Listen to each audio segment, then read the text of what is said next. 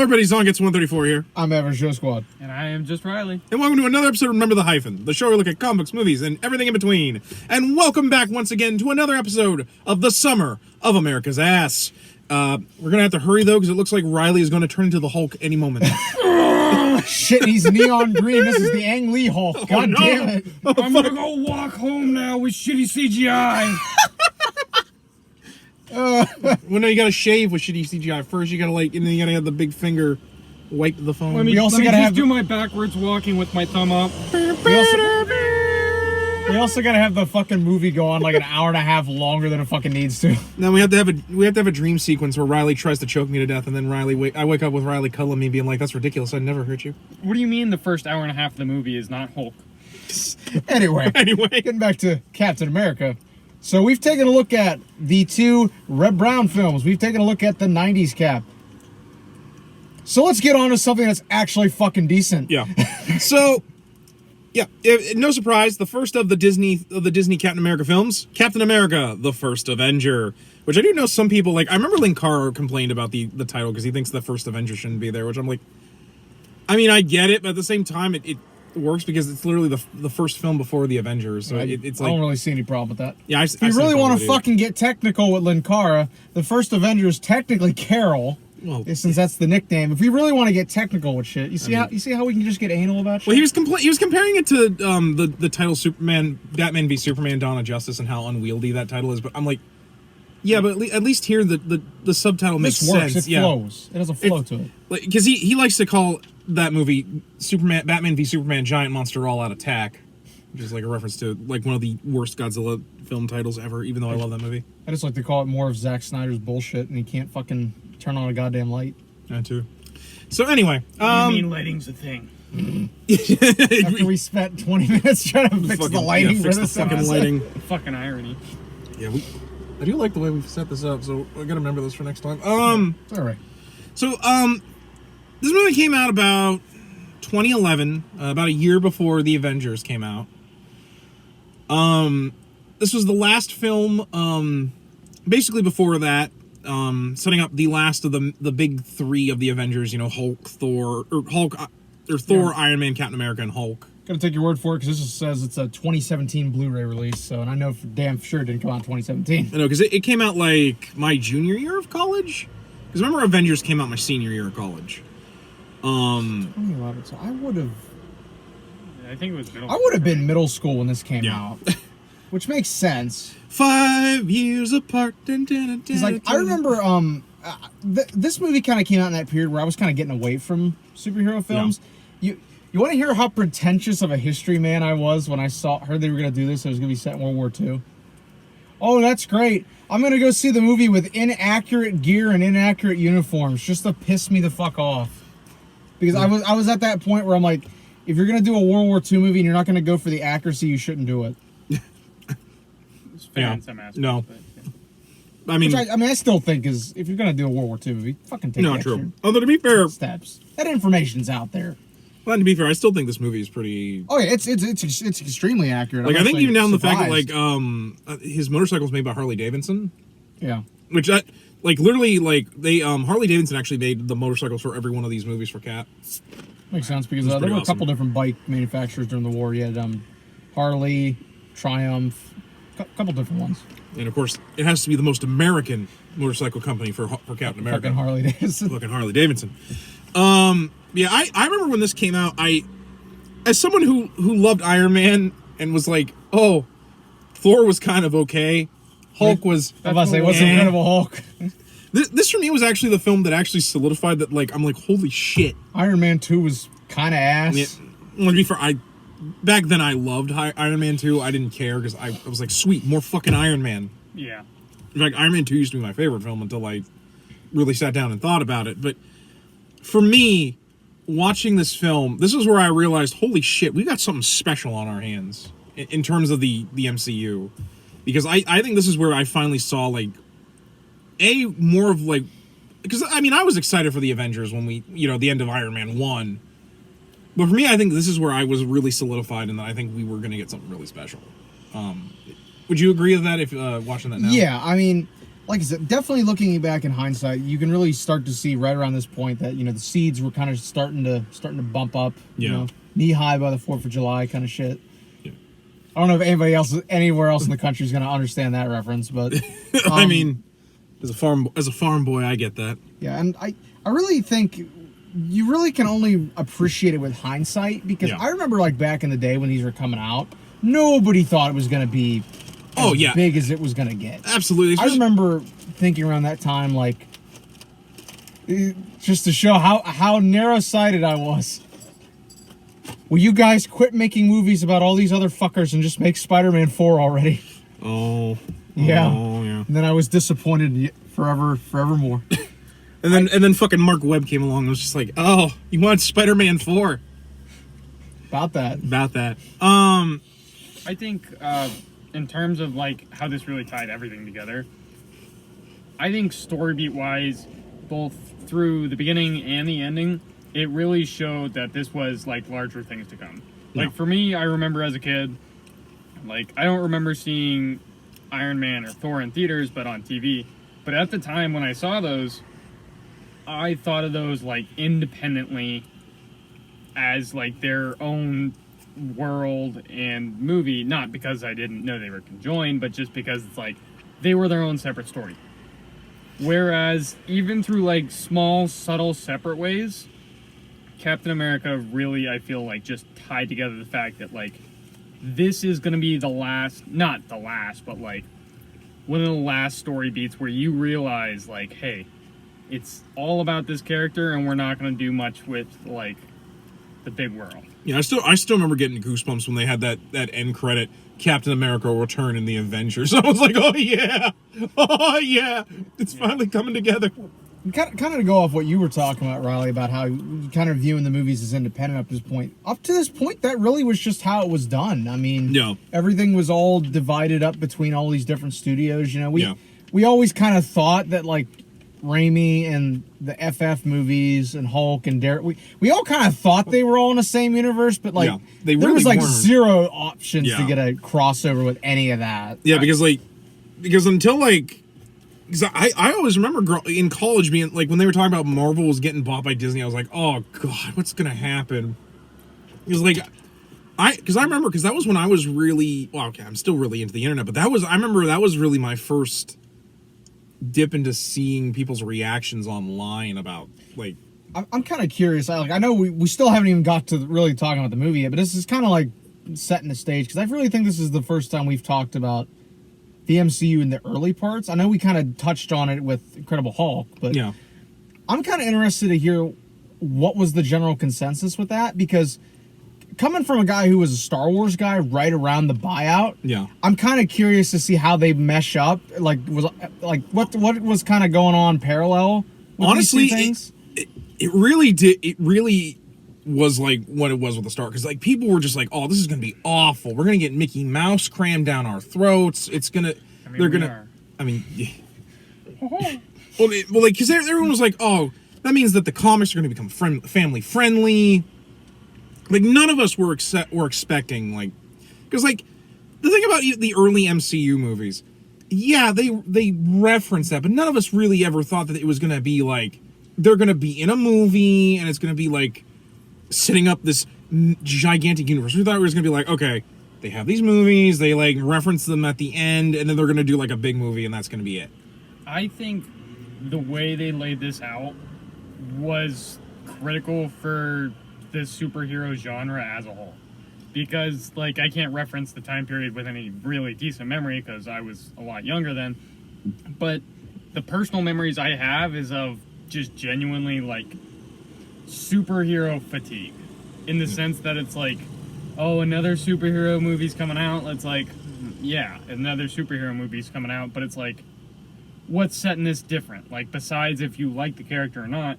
But I think the fact that they were finally coming together and making a universe where it's like each story feeds upon the other made the genuine difference. And you can see that straight up in the comparison from like Marvel to DC. Like, I respect and love a lot of the DC heroes, but DC can't get their shit off the ground. Yeah, no, they just keep playing catch up. Yeah, they've been trying to do that for years, and it's just like even if they had started with some of their decent movies from like 10 years ago, it's just, I still feel like it wouldn't even come close to comparing, mostly because of the fact that they never thought of that vision. You know, it Not would have to, been like, suck Marvel's dick too much, but it would have been just better if, you know, like at the end plane scene, if Cap like was like, I don't have to kill you, Red Skull, but I don't have to save you, and then he bailed out of the plane at the last moment. But really, the most I remember about the buyout with Marvel and Disney was just the honest to God fear that they were just gonna mess with the comics, even though, like, I was like, they're not gonna do that. Like, for one, comics don't make money. Like, the money that they give a shit about. So, like, they're not. I knew they weren't gonna. Like, the most messing that, like, it was because everyone's like, oh, now, like, fear, like, they can't smoke and stuff, which, to be fair, was actually not Disney. Fun fact. That was actually Joe Quesada, because his father had died of lung cancer, and he basically was like, I don't want to see smoking ever again in Marvel. Like, that's like a big mandate in Marvel. Or at least probably used to be, because he's not in charge anymore. at the end of the day, who's out here advocating for smoke? Yeah, well, then not in this time and day. Because I'm sure you remember the Thing used to smoke cigars like him and Wolverine used to like sit around and smoke stogies. Yeah, they don't do that really anymore. I don't know if they just decide to not do it anymore anyways, because like I feel like Disney is like, oh, maybe you don't do that. Well, to be fair, when's really the last time you saw somebody smoking in a movie? Also true. Like a big AAA blockbuster. And, I mean, beyond that, we've just kind of you've got we've other ways moved on to from that. Yeah, you've got other ways to express that you're like a hard ass stoic old man or stoic old character. Yeah. But yeah, to be fair, up until like Avengers and this film, I remember everyone was just like really being very wary, cautious. And cautious, with a lot of like hysteria around it. Like that was really the same deal that went on with the Star Wars fandom right around the same period. Yeah. Because I really remember where I was when I heard that news that, hey, Disney was gonna be handed the keys to the Star Wars kingdom, you know. And Making it sound like 9/11. Internet blew the fuck up. I mean, like the circles I was in, like I was on like Jedi Council forums at that point, and just, like you said, everybody was just like, oh Christ, what have we gotten into now? I mean, rightfully so with Star Wars, but they haven't screwed with Marvel as much. Yeah, well, and it's like, at first we were all pretty cautious about stuff, you know, we were like, okay, you know, what's going to happen, you know, because at that point, you know, even that early on, Disney was putting out, we're going to do another trilogy, so you know, at that point, we're all like, oh, fuck, what is going to happen? And then I really don't remember stuff getting negative, like, overwhelmingly negative. Yeah. Until they threw the EU out. Yeah. That's when it just got vicious in the circles I was in. Because, like, here's the thing with Marvel, they're not going to fuck around with the comics. Because, like, again, they're not just adapting these books. They're like, no, we're going to take the things that people like from the books, and we're going to do our own thing. Like, with Star Wars, you can't do that. Because, like, the EU is intrinsically tied to, like, that. You know, especially because Lucas approved it. But, like, and to be fair, I think that and the fact that, like, the other thing I remember about Star Wars was that J.J. Abrams was going to be a big... Oh, yeah, and as somebody who's also a Star Trek guy, I heard that, and I was like, son of a bitch, because I thought his Star Trek movies were fucking terrible. Hey, you always wanted to know why James T. Kirk was named James T. Kirk? Because they named him after his mom's dad.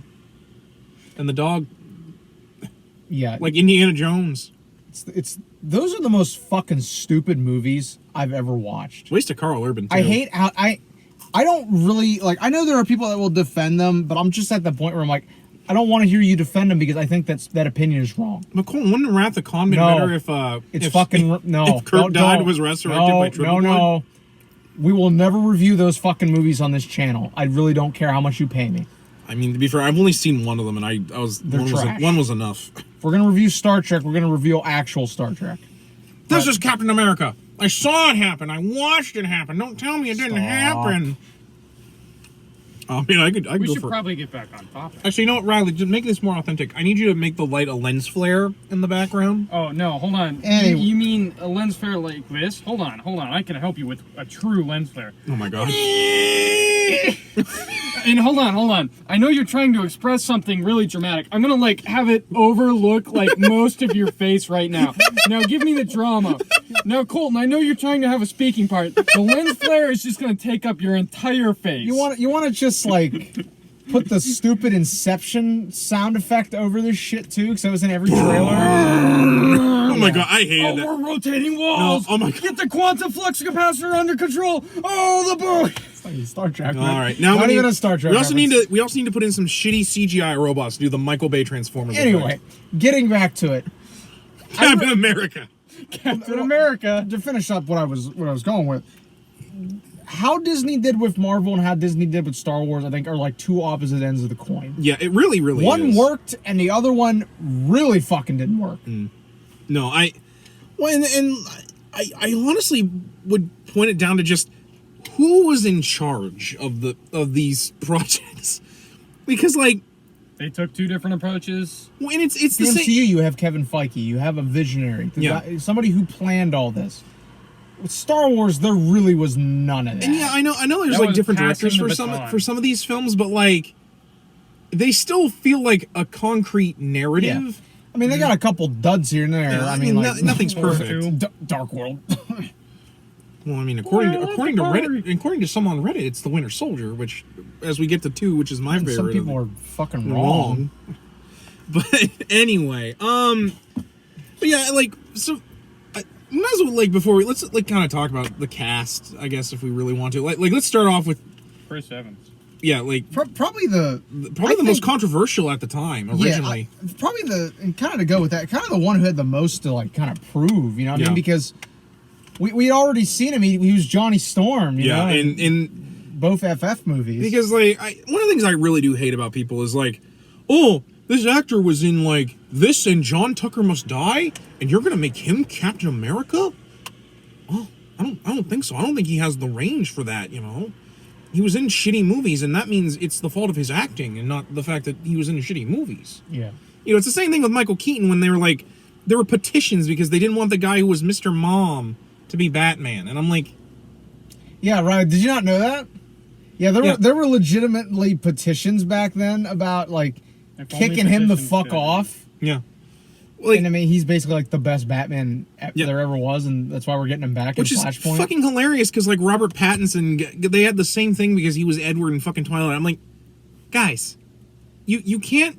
Which I remember defending him Yeah, when that came up because I I'm was like, still "Have you defending seen him. any of the other shit he's been Yeah, in? like, He's pretty decent." Fuck, like, I liked him in Harry Potter as Cedric Diggory. Like, even though I'm not really a Harry Potter guy, I was like, he Respect for what's can good. act. You gotta have respect for what's good, understanding for what's bad. But yeah, Chris Evans definitely was like a very controversial move at the time, especially even that like not only just because of like the Fantastic Four movies, it was because of John Tucker Must Die, which is like a chick flick. So I don't. We should review that sometime. God, Want to have a month I of don't know just if- chick flicks? oh God, I don't know if I have the strength for that, but like, Fucking drinking games. but no, That's what I was thinking. We get drunk and review. But yeah, I do remember everyone was flipping out, not just because it was like, well, he was already a superhero. He can't be another superhero. People will get confused. To which I respond, does anyone give a shit about those Fantastic Four films? Like, I I don't mean, remember anybody giving a shit about those movies when they were new. yeah, like, no, I didn't. I mean, no That offense, was- because they're not as bad as I thought they were after we reviewed them, but And that was when the movie industry was doing good. Yeah. Which That was which is- before the housing crash of 2008 and the economy Yeah. went downhill. yeah. But like I do remember like Chris Evans was really lambasted, and then which I do remember I did have a little bit of fear coming into this movie, and pretty much all my fears were kicked out of the window because I honestly for me Chris Evans is Captain America. I agree. Like he just gets down the down to earth like kind basically American bald eagle in a human suit. Yeah. that like Captain America is. It was more of a fit for him than Johnny Storm was. Yeah. I mean, I liked him as Johnny Storm, don't get me wrong, but Yeah. like, I'm with you. I think he is Cap, honestly. He embodies that character whenever he's on screen. No, there's like Same thing as what's his name for Wolverine? Hugh Jackman. Yeah. Yes, Hugh Jackman. Which They're kind of like, I feel like both of them are synonymous with their characters at this point. I would agree so with Robert Downey Jr. Yeah, which is what Iron Man. Which is why I would love it, even if we had to get Hugh as Old Man Logan, and we had to get Cap back, or even if Cap's just an old man, just be like, oh, Logan, good to see you. I haven't seen you since World War II. You haven't aged much. Yeah, you certainly did, bub. Now, that'd be amazing if we could just get Old Man Logan and Old Man Steve Rogers That'd be fucking great. just chatting about World War II. Or even better, if we had to just bring Steve back from time, and him and Old Man Logan are just fucking fighting bad guys with a shield and claws. Be fucking amazing. I don't even care. I'd pay money, but no, I think for me the scene that really captured who he was as Cap was that scene where he fights the dude from the movie theater, and he gets right, like, he keeps getting the shit beat out of him, he keeps getting back up, and he's like, I can do this all day. Because he captured who Cap was, just even when he wasn't like, he didn't have the super soldier serum yet. He was like that. Steve Rogers before the super soldier serum was Captain America regardless. I think for me is what really sewed me that.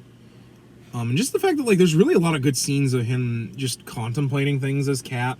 Like that scene where he goes to the bar that him and the Howling Commandos were in, and like he's just sitting there like among the rubble just trying to get drunk, even though like, or like the scene where he's like sitting there sketching. Yeah. Or like the scene where like he gets upset with Peggy and Howard about fondue. Even if that is really hilarious, because he's just like, I heard you were out going having fondue. And then like Dormer's in this movie for like 5 minutes. Yeah. I remember like, because I rewatched this movie before I came, and I remember watching that scene. I'm like, I forgot she was in this movie. Yeah. And then we never hear from her again. Yeah. But no, I like, because he just, it's just he just does a really good acting job. Like even when he is like Cap and he's rescuing all the boys, and they're like, who are you? I'm Captain America. Come again?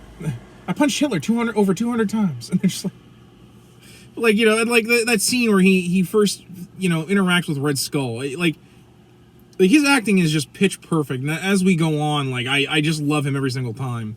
I probably have more to say about his role as Cap in like Winter Soldier, where he's like even more Captain America. Yeah. And I didn't think it was possible for him to get even better. But he gets better with every film he's in, and it shows. It shows really well. Anyone else on their feelings on Evans before we move on? Real quick, I think these two, like Chris Evans and Captain America, so synonymously that I completely forgot Captain America was Steve Rogers and not Chris Evans. When you mentioned Steve Rogers, like it just clicked in my head, and I'm like, oh wait, that was Captain America's name, not Chris Evans. Because I had just... You just make sure this Mr. Rogers doesn't leave here alive. I mean, to be fair, I do think that this Captain America would also get his ass beat by Dracula, just like the Red Brown Captain America in Death Too Soon. Oh, Captain America. I'm a big fan of your films. Let's move on to... We actually get a decent Red Skull in this movie. Yeah, I guess we could talk about Red Skull next. Red Skull. Kind of bounce around. Like, those are the two heavy hitters in this. A.K.A. Agent Smith from The Matrix. Which... God. Oh, and also Megatron in the fucking Transformers films, too, which I'm just like, fucking A. Which, as an aside, he's such a waste in those films, because, like, you have Peter fucking Cullen, the original Optimus Prime, and you can't just get Frank Welker to come into the booth and do Megatron? And they don't do it until fucking Age of Extinction, because this guy's like, no, which is also hilarious because he also only did Red Skull one fucking time, and then they replaced him because he's like, no, I don't want to come back for these superhero films. They're beneath me because I'm an Academy Award-winning actor. But just tells me he hasn't gotten laid in a while. Which is a shame because I love him as Red Skull. He's pitch perfect as Red Skull. Like that scene, the scene where him and Hydra are fucking marching through that town looking for Mjolnir. which was Yeah. fucking hilarious. The scene in the beginning, you know, where they go to get the Tesseract. He had such a presence in that scene that it was like I had forgotten all about that scene because it's been forever since I've watched this. No. And like that came on, I'm like watching it, and I'm just like glued to the screen, you know, because I got my computer on my lap and I'm like doing computer shit while I'm watching. That's like one of those moments where like I'm sitting there and I stop typing and I'm paying sole attention to the TV. Yeah. Which is usually how you know it's a good movie for Colton. You know, where the ADHD doesn't kick in.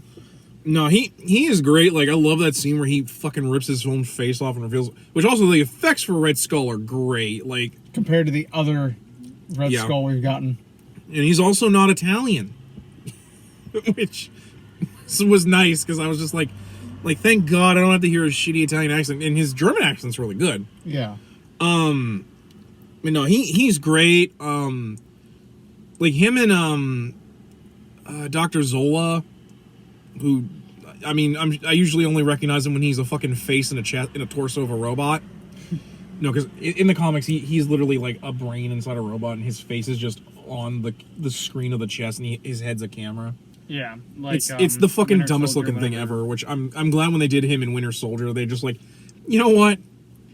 Maybe we don't put him on a robot body, and he just is a room. And I'm like, yeah, that's fair. But no, I'm glad that like they didn't fuck it all with Red Skull. Like, he's just a Nazi with a red head. I did like that they went with the more modern adaptation of the Red Skull, where he always had the super soldier serum. Because originally in the Golden Age, he was just some asshole who wore a mask. Like, him and Baron Zemo basically were like the same character, outside of one had a much shittier looking mask. Well, and I also liked how they really tied in the entire War plot. yeah, the war plot so seamlessly into his character, and just like the whole setup of Hydra around Nazi Germany, obviously. I really also appreciated that reference they had where like he's got the Tesseract and he's like, and the Führer digs for trinkets in the desert, and I'm like, all I can sit is I'm like, Raiders of the Lost Ark reference. Could you imagine this movie was actually concurrently... Actually, no, it could. It probably It could take place with Indiana Jones. Because Raiders takes place in 36, I want to say? Not only that, like, Disney could just ask Steven Spielberg to be like, hey, you mind if we do a crossover movie with Indiana Jones and Captain fucking America? And they could technically fucking do it. And it'd be fucking hilarious, because I'm watching fucking Indiana Jones having a dick measuring contest with Captain America. Yeah, Raiders of the Lost Ark takes place in 36. Yeah. But, like, you get what I mean, right? Like, Yeah. Disney could just be like, hey, Steve and George, yeah, it's Disney. You guys want to have a play date? Do you want to make, like, a shit ton of money for no fucking reason? What's that? You guys already have a shit ton of money? Oh, well, why don't you guys make us a shit ton of money?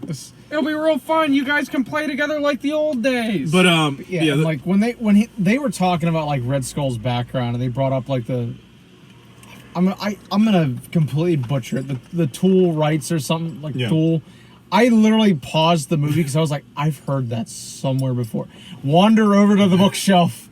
I'm like, okay, come over to the Nazi Germany section. I'm like, Nazis in the occult.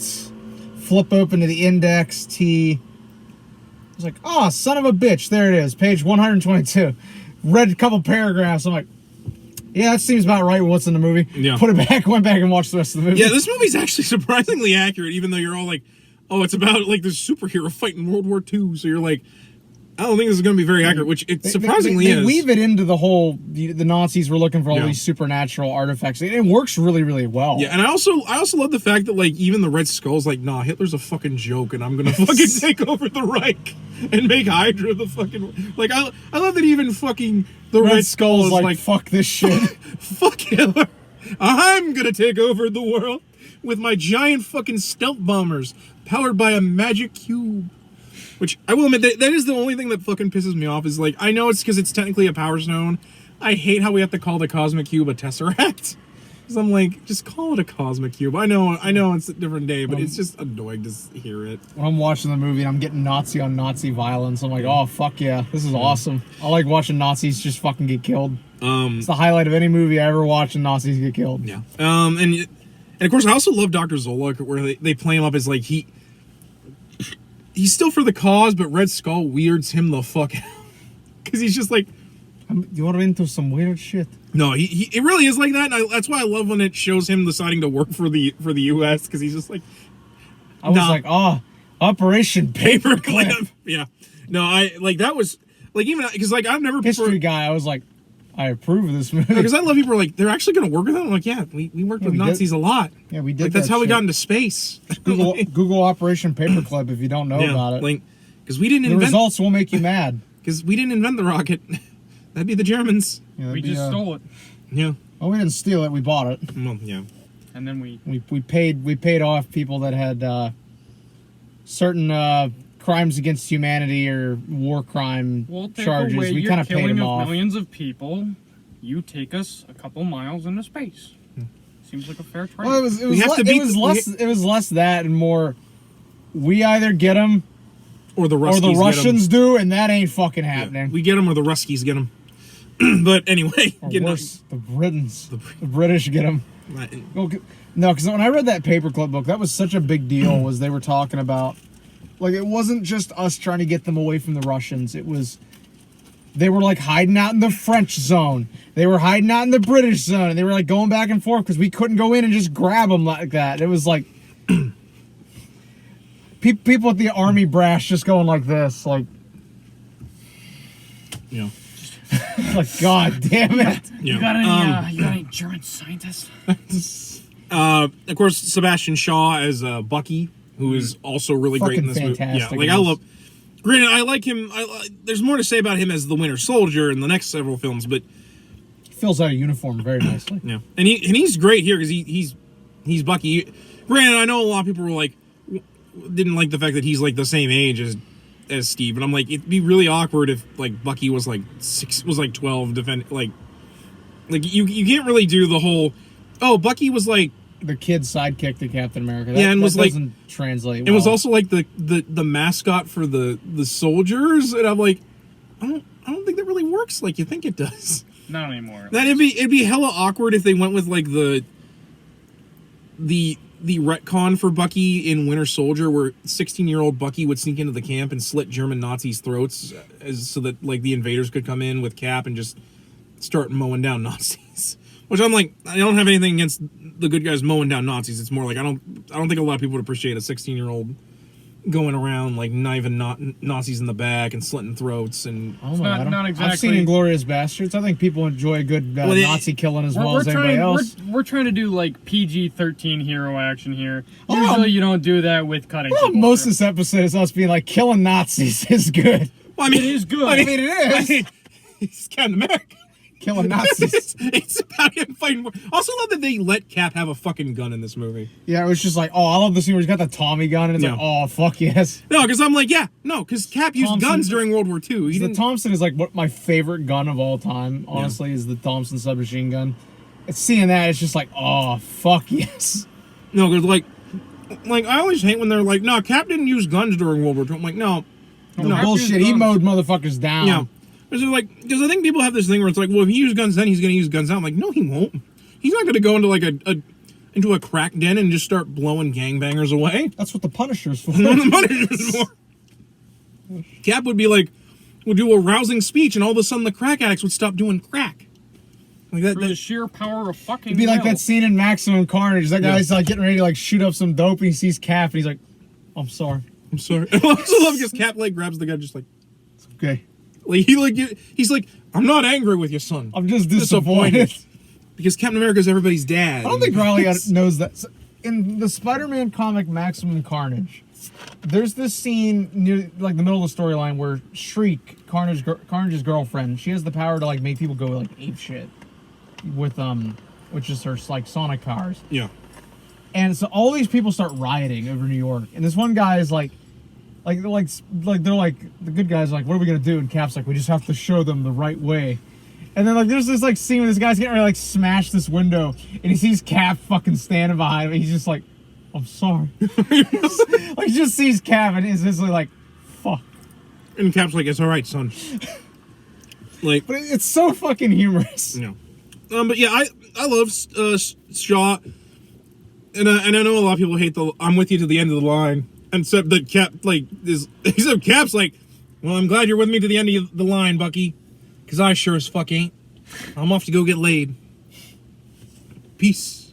But listen, even Captain America deserves some pussy. no, because I know a lot of people have It's like gonna be the name of this episode. Even Captain America needs pussy. Does he eat it out though? Yes, he's not. Well, yeah, Batman. he's not Batman. He's not afraid of letting the American flag go at half mast, so he can make give old Morning Glory her due. Fucking God. All right. Anyway, plus Thread derailed. What's more American than eating pie? That's true. Anyway, you know what I mean. Yeah, Shaw's great. But no, I know a lot of people hate the line "I'm with you to the end of the line" because like Cap is like, "Nah, that's great, Bucky," but I'm You're not. getting laid tonight.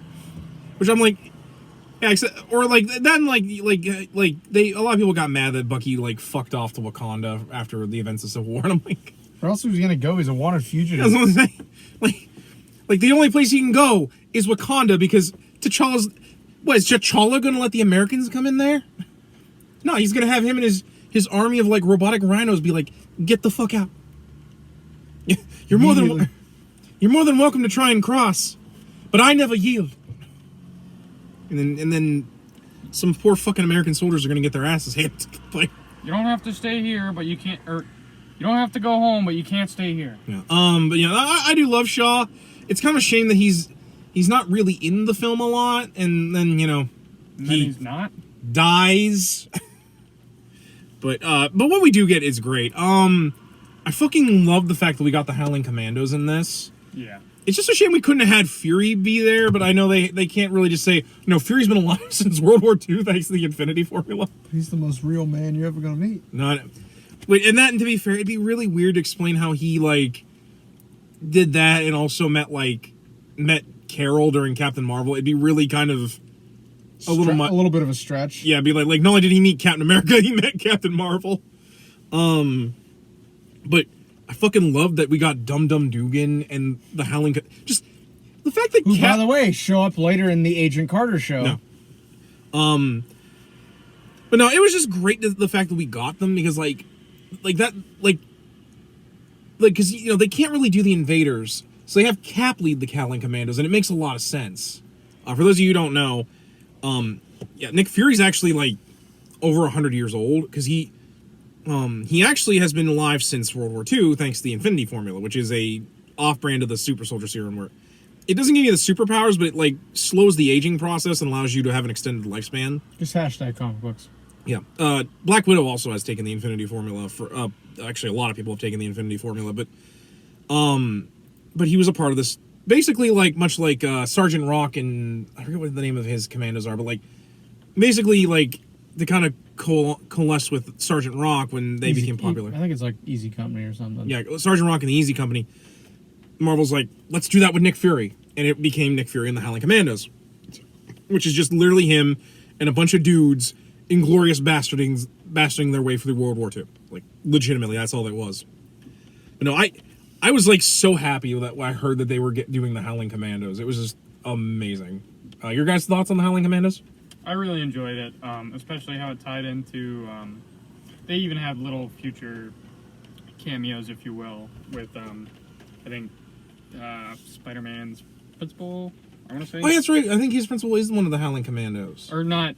That was his grandpa. Or his grandfather was one of the Howling Commandos. That's right. I forgot about that. Showed like a little homage to it with a picture. Yeah, that was actually really cool. That was more than just a passing thought. Yeah. Well, I don't even know if I could call it that because a lot of that's just Marvel just loves to just tie in little intricacies for everything, and I have to give them the utmost credit for that. Yeah, that's one of the things I thought that was really cool. Like seeing Thor on the door that was hiding the Tesseract. Like that was really neat. Yeah, but your thoughts? And just with the Howling Commandos, you mean? Yeah, I liked it. It was a little bit of a deep cut, I think, for what a lot of people were used to, but I really think they made it work within the context. And again, I like how they continue to show up later on in the MCU timeline. You know, with like the Agent Carter show. There's the little tie-in later on with Spider-Man. It's like they don't just like kind of let it simmer. Yeah. They keep referencing it, which I think really kind of sews home the point that, you know, this is a huge universe. Everything, like, it's not just a one and done kind of deal. And of course, we have to talk about the character that you either, I feel like, is kind of a source of contention for some people and a source of, like, just annoyance for others, even though I liked her a lot. Sharon Carter. Oh, I forgot the actress's Peggy. name. Yeah, well, no, I meant, like, the actress's name. Or, Peggy Carter, but I mean the actress. Might look it up. But, Might look it up. I mean, put it on the fucking case. Also, by the way, it's raining. yeah, I can see So that. you might want to put the windows up. I don't think they're... I think we're good. Yeah, it's not coming in right now. If it starts really heavy raining, I will. I think Haley Atwell. Yeah, Haley Atwell as a... Well, I liked a lot, and I liked his kind of like the beginnings of S.H.I.E.L.D. But I know a lot of people, like, either love her or hate her. I never had any particular issues with her. I thought her acting was good. I thought her relationship with, Captain America was good. I thought it was all played well. I never knew there was actually really some contention with it. Well, a lot of it is that in the comics there is no Peggy. Yeah. Sharon Carter is actually Cap's love interest. Yeah, Agent 13. Who later shows up in these movies, but like with the whole, you know, Steve was involved with her aunt, and then kind of has a thing with her. Like, that's where a lot of the contention comes in. Yeah, because it's kind of icky. That, and there was a lot of fandom related discourse with that Haley Atwell kind of like fueled into. Yeah. That has left a lot of like bad taste in people's mouth with her. Yeah. Which women in Marvel have a tough time not taking swings at the fandom, I guess. Well, it was why I can't remember her name. The actress that played Sharon, like there was yeah. They had to pay her some money to come back. Wow. Yeah, Because I mean, like, she got like, I want to say she got death threats. Yeah, because at a lot one of point. people, you know, like non-comic fans, are like, no, you're gonna ruin the pairing between him and Peggy, and it's just like, who fucking cares? Let that shit go. Especially because like he can't really be with her because she's over like 70. And on top of that, romance is not a prevalent thing in the. It's not really a prevalent thing in the Marvel universe as a whole. I mean, it is for them. Like, I mean, aside from like, cause you have like Pepper and Tony, you have like Ant-Man and Wasp. I mean, Sue and Reed. So what? I meant more like the movies, just kind of giving the. I think it's prevalent where they've got a good love interest and they continue with it through movies. Yeah. But I think where it's like, I think this is like love interest for some are like one-off things. Like, Yeah. So this is kind of like a one-off deal, not because they didn't like the pairing or how the actors interacted or like stuff like that, but just simply because of the contextual needs for the movie. Well, and trust me, come Winter Soldier, it just is fucking sad.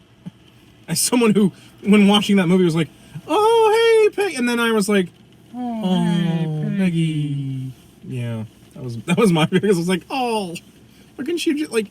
I would have rather she just died off screen because I didn't need to get hurt like as badly as I did. But no, I really like her, and I do know. I think a lot of it has more to do with less here than more of the Peggy Carter TV show that they did later. Because I know a lot of people either loved or hated that show too. But I really liked her. I thought she was fine enough, and Yeah. I think it really gives a, especially because they do it much better than the '90s Captain America film did with him and his love interest. Yeah. Which is more squicky because not only does he end up not being with her, he ends up banging the daughter, who looks exactly like her. Let's just pass on that. Anyway, but yeah, your guys' thoughts that on must Peggy? have been the Alabama part of Captain America. I hate to ask. I'm getting rained on over here. All right, Sorry. it's all right. I was like trying to concentrate. I'm also just like, I'm getting fucking rained on. No, my bad. I didn't realize it was coming in. But now I like Peggy well enough. I don't like her as much as Sharon, and as a Sharon fan of like Sharon in the comics, it kind of is an annoyance that they kind of like pushed Sharon to the side for this other character. But like I said, I like her well enough. Haley Atwell's performance is good. Yeah. You know, I don't have any fault with that. I think a part of it is with this being like the beginning, the start of their bigger, universe as a whole.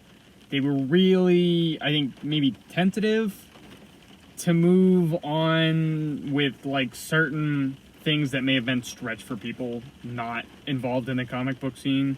So they were trying to provide a bit of stability to, as your favorite kind of people, the casual Colton.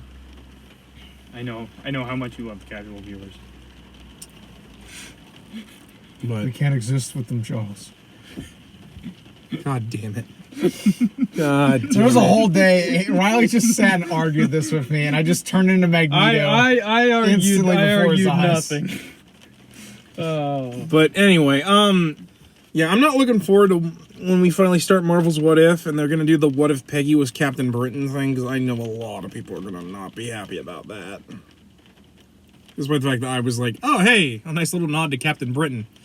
Because fun fact, Riley, there's actually like a Captain America for like every nation. We kind of got that with Red Guardian and Black Widow. Mm-hmm. I only looked at you because I'm like, I'm gonna fucking say the name wrong, because there's like so many different red characters in Marvel, and I'm gonna fuck it up. So thank you. But there's also a British Captain America who got his powers from fucking Excalibur. I remember you've told me. His sister's also Psylocke from the X-Men. Well, the white Psylocke, who was also fused with the Asian. They might also be doing Captain Britain in the either, I think, Multiverse or Loki season 2. Really? I've been seeing rumors of that. Oh, But the Haley Atwell version of it. Oh, okay. Not actual Captain Britain. I mean, I'm okay with whatever, because like technically Psylocke's Captain Britain right now anyway. So I'm like, I'm just happy that they remember Captain Britain, like, and then the fact that they technically can't do Captain Canuck, because Captain Canuck's technically a different character, even though he's a member of the there's one of the member of Alpha Flight. No, damn it. No more fucking captains. We have enough. What about Lieutenant? Well, unfortunately, No. they're making a comic book called the 50 States of Captain America, where they're going to have like 50 different ones. But which I can't wait for Pennsylvania. Oh, I know. Captain I've already seen fucking Is he- incels getting pissed about that shit. Yeah, because they introduced a Native American Captain America. Because I follow CBR, and as soon as CBR drops an article, I gotta check that comment section, because there's gonna be some good shit. What do you mean we have to pay homage to the people who formerly owned this land? Well, just wait until they decide to do fucking Union Jack for some fucking reason. Who's also a British character that's like Captain America but isn't. But anyway, I like Peggy well enough. Tommy Lee Jones is the random general. Tommy Lee Jones just turned into a Tommy Lee Jones performance. So Yeah, he's pretty good. I liked him well enough. I especially love that scene where like he gives Peggy a kiss goodbye, and he looks over to Tommy Lee Jones. I ain't kissing you. Kissing you goodbye. That made me laugh a lot. And I like him a lot. I especially love that scene where he fucking throws the grenade trying to see, like, because he wants to. he's still skinny. Yeah, I love that. No, that scene where he throws the dummy grenade down and shit. I was afraid that was gonna happen. Hold on. You had one job. Yeah, fine. One job. So One bullet. 2 targets. just put one it shot. up there, Riley. It'll be easier that way. Oh, that Going one old still looks school. pretty good. With our quick light switchover. Maybe we should take that as like a hint to try and not transition, but start finding our. Could be. Anyway, you were saying, Yeah, I like that scene with the grenade. That's like probably my favorite scene in this whole fucking movie is like Steve dropping onto the grenade, even though he's still skinny little wimpy Steve Rogers. I think Tommy Lee Jones also has like a thing where more or less, as long as it's a good script, anything he touches turns to gold. Yeah, and of course I love the professor that creates the super soldier serum. Yeah, Especially that scene that like was echoed in Falcon and the Winter Soldier. He's like, whatever happens tomorrow, whatever the serum does to you, remain as you are, a good man. yes. Like that scene makes and then me. even as he's dying, he's just like, Good man. and then he just dies. So I'm like, Yeah. aw. which just further cements why like Steve Rogers was picked to be Captain America over anyone else, is because like this, as we always say, the serum doesn't make Captain America. It's Steve Rogers who makes Captain America. I agree. And bottom line, that's really what I believe in this movie is that it's not about like a super soldier. It's about Steve Rogers trying to do the good enough for his country. And that's you know, what I love about it. Just some kind of final thoughts because I do think we're kind of wrapping up because I don't like it. It's like it's hard to talk about this movie like scene by scene because it's just unless we're gonna go blow by blow, which we kind of don't want to do anymore because it's just it just kind of gets redundant. Well, then, like you've seen this movie. This isn't like and if you haven't, now you've got a good reason to watch This it. is a retrospective, not a review. Well, then, like, it's not like when we're doing, like, a movie where I'm not sure people have seen. Like, when we did the Red Brown and, like, the 90s... How many people have actually ever fucking watched those? I also feel like... Which, by the way, he's in this, Red Brown. Oh, yeah, he is. Yeah, he's in one of the... Yeah, he's the soldier next to Stan Lee. Huh. I thought he'd be taller. That's what... That, and, like, just some things. I love the fucking nod to Chris Evans as fucking... the Human Torch by having the android Human Torch at the World's Fair, which that makes me lose my shit every time I watch it because I have to pretty much stop the movie whenever I'm with people that have never seen the movie. Be like, okay, so real quick, that's the android Human Torch. I had to go into the whole fucking spiel because technically the android Human Torch is the first Marvel superhero. Really? Yep. Yeah. Him or Namor technically it's kind of. And this is why we can't have movie night. Yeah, Colton gets paranoid about pausing discs. And then Adam has to. Well, I wouldn't make us stop because you're nerdy enough that I don't have to stop the movie. Like even if like we had people over, I'd be like, I have a thing about pausing. No, then I wouldn't actually pause. I just lose my shit because I'm like, oh, it's American Android Human Torch. How about the nod to the '90s cat Oh movie? my god, yeah. Where it's in the diner. Oh yeah, and then the old lady pulls out the fucking Tommy gun. Yeah, it's like that shit was great. They do it. That whole scene, Riley, is actually an homage to the '90s cat movie where the lab is. Mm-hmm. Yeah. It's also like hidden behind like walls and shit. Like it's a complete reference. Yeah, because like me and him didn't catch on to until we watched. We didn't realize it was that homage until we actually watched the '90s one. We were like, "What the fuck? Wait a minute." Yeah. But like that. I fucking love like just the scenes of Cap just trashing Hydra. My favorite being those guys in like the fucking flamethrower suits. Oh, another great one where he fucking bounced it around the like corridor. Motherfucker has some skills with that shit. Well, it also helps that shield has vibranium, so technically it bounces via like absorbing the kinetic force. Well, I just assume he's good at disc golf. Well, he's good. He is good at it, but like the reason it bounces a lot more than it should is because it's vibranium. I also love the fact that it's a fucking vibranium shield. Yeah. Like, I know nowadays that's not as important, but like back then I was like, there's no way they're gonna bring up vibranium. Like, there's no way they're gonna call that shield vibranium shield. And it's vibranium, and I'm just like, holy shit. Just like another little contributing factor to your faith in that. Like that, the fact that we got Howard Stark as the guy who created the shield, and like we get like lore about Howard Stark, like a character that like I don't think anybody even knows. Not really. I just know he's an asshole to Tony in the comics. Well, for like as depends much, on the writing. Yeah, for as much as you have Tony's family being prevalent and the amount of chances they've had to expand on his family, it's so rare.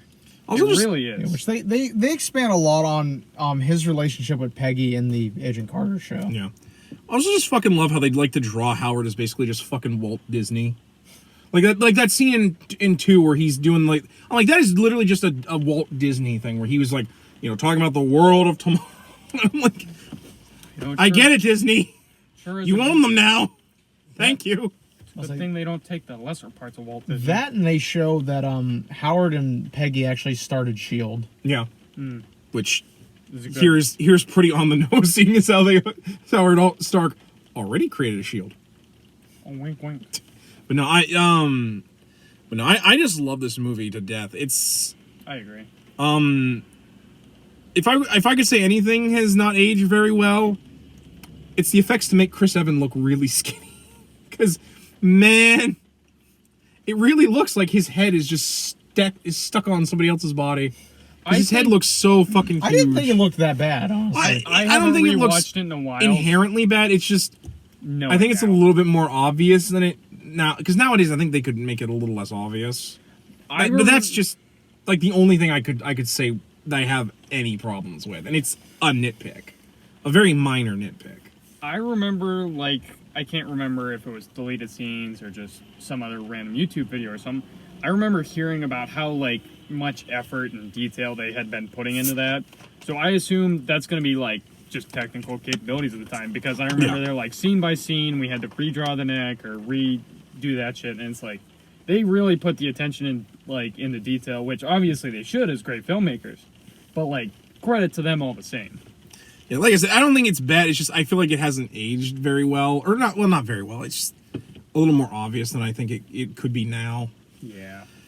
Otherwise, I fucking love the effects. I love the suit redesign, because this, like, I mean, Grant, I love that they do the homage to the classic suit with with him on stage trying to get people to buy war bonds. With the boots and the original shield. It's not a discus. It's the Tri-guard. The Tri-guard. No, that. Then him punching Hitler, actually. And the fact that they reference Captain America #1 by having the kid buy Captain America #1. Which, I'm like, wow. That technically means that, like, that Marvel comic actually exists in that universe. Fun fact, the newsreel they're showing at the very beginning, a couple days ago I was watching a World War II doc, right? And, like, they had some newsreel shit in it, and I was, like, watching it, and then I'm watching the movie tonight, and I'm like, wait a fucking minute. Same fucking news. I was like, what the fuck, man? It was like, what are the chances? Yeah. No, that's actually that it's the same fucking clip. No, that's fucking kismet right there. But so yeah, I think that's pretty much. Anyone got any just real quick things to say before we go into the rating? I think Captain America's always been like my favorite Avenger. I guess both in the simple sense of, for him being who he is, I feel like he's, I guess, the perfect, like, just strong man and honest and good moral compass. And I think his arc throughout the movie, his arc throughout the, like, series overall is just, I think it brings a sense of, like, what an everyday good man would do to the, like, movies, which is something that sometimes you just don't feel, whether it's, like, Tony Stark being rich and, like, just completely different family and all this, or even Black Widow being, like, Russia, orphan. It brings a sense of normalcy and relatability to everyone, and I think that's important for people. That's a good way to put it, Riley. I like that. I think that was nicely done. So, final thoughts, or our ratings. I'm going to give it a solid 9 out of 10. Yeah, I would definitely, 9 out of 10 for me. This is, like, the perfect way to do Captain America's origin, and also just be an amazing adventure about him fighting Nazis and, like, uncovering, like, all this arcane stuff that the Hydra's planning on doing.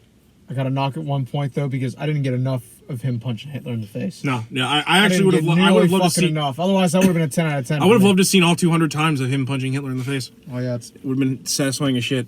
I will give it a 10 out of 10 because I personally can't remember any nitpicks. And you know what? I'm a Captain America simp, so you got me there. You heard it here, folks. For America's ass. I do simp for America's ass. You got it. We all do simp for America's ass here. Somebody's got to fill out those pants, and boy, he does it. Yeah, even so you're basically Ant-Man, Riley. That's America's ass. That's my favorite thing about Ant-Man is how much he fucking loves Captain America. This makes me fucking laugh just because I'm like, oh my god. But yeah, like I said, Good movie. Good movie. If you need to see it, it's on Blu-ray. It's on Disney Plus. They on recently Disney Plus. Put it out on 4K along with the rest of the MCU. You can probably walk into your local alley, and it's probably popular there. Everybody has it. Everybody wants it. Like it's easy. Come to my house, you can watch it on VHS because I've dubbed it. Actually, I gotta be honest. This is probably one of the easiest movies to find that we've ever reviewed. Yeah, I mean, like in terms of the MCU films, like this was probably one of the easiest ones to find. The hardest ones I think the hardest ones to find anymore. Probably Dark World, Iron Man 2, and oh god, Dark World. I'm really looking for that, Colton. Where can I find that? What's the other one? My ass. For some reason, Doctor Strange is hard to find in our neck of the woods. I think it's because Doctor Strange is a popular movie. Could yeah, be. but yeah, you can ask Adam. Like we had to go up to Erie to find Iron Man 2 because I needed it. Well, that and like it's not like we're like digging through like the fucking really bottom of the barrel shit like we've done a couple of times now. It's like I don't know how easy it is for you guys to watch fucking Reb Brown's Captain America.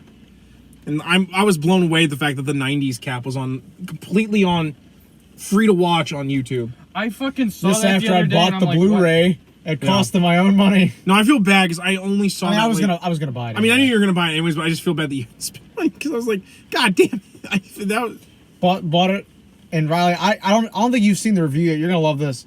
it's not out yet. Well, no, yeah, it's not out yet, but Click I the link ranted for about probably like a good solid like 20 minutes about not having any fucking Yeah, subtitles. the movie has no actual like English subtitles for the hearing impaired, You know, I was gonna say 20 minutes, but I'm like, no, there's no way Colton could rant for 20 minutes about something. I was like, I'm gonna scale it back to 7, but no, 20 minutes was the original guess, and I was right. But no, that's ridiculous. Subtitles should be like a necessary thing in everything. I can't hear for shit, I can't read for shit, so you gotta give me something. Well, the best part is the opening scene is done entirely in Italian, and they don't. There's no fucking subtitles. So I'm What do like, you mean? So if you don't understand Italian, you're just dick? Well, no, Yes. because like the Yes. idea is like they don't want you to. They want to bury the lead that it's the Red Skull, despite the fact that there's a shot of a CGI rat that's been turned into a Red Skull rat. I'm gonna show you the rant once we wrap up here Yeah, because like you need to see how I just flipped the fuck out. But anyway, guys, that's a good little hint of. Make sure you watch the '90s Cat movie, which Yeah, we're gonna put the link in the video. yeah, because it's or gonna. in the description. 'cause- Or hell, we'll put it in the comments too. Well, then you've probably watched it because it's going to come out Pirate Bay after this. link.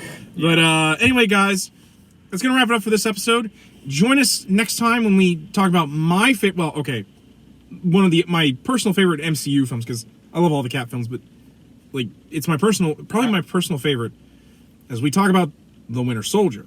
But until then, guys, I'm Zangetsu 134. I'm Average Joe Squad, I am just Riley. and as always, We ask you remember the hyphen and take care. and remember to respect America's ass.